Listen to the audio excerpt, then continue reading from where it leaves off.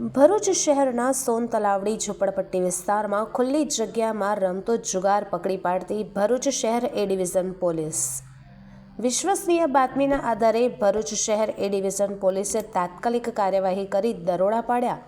પોલીસની આ કાર્યવાહી દરમિયાન સ્થળ ઉપરથી જુગાર રમતા 8 ઇસમો પકડી પાડવામાં આવ્યા. સાથે જ રોકડા ₹11,000 અને 4 મોબાઈલ ફોન મળી ₹32,000થી વધુનો મુદ્દામાલ કબજે થયો છે. ઝડપાયેલા તમામ ઇસમો ખુલ્લી જગ્યામાં ગેરકાયદેસર રીતે જુગાર રમી કાયદાનો ભંગ કરી રહ્યા હતા. આ કાર્યવાહીમાં મારવાડી ટેકરા વિસ્તારમાં રહેતા વિજય નિરંજન મારવાડી, બપ્પી અર્જુન મિશ્રા, જિગ્નેશ મનુ દેવી પૂજક, અમિત વસાવા,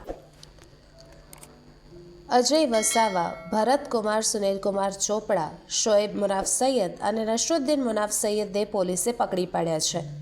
પોલીસે તમામ આરોપીઓ વિરુદ્ધ જુગાર પ્રતિબંધક અધિનિયમ હેઠળ ગુનો નોંધી વધુ તપાસ હાથ ધરી છે.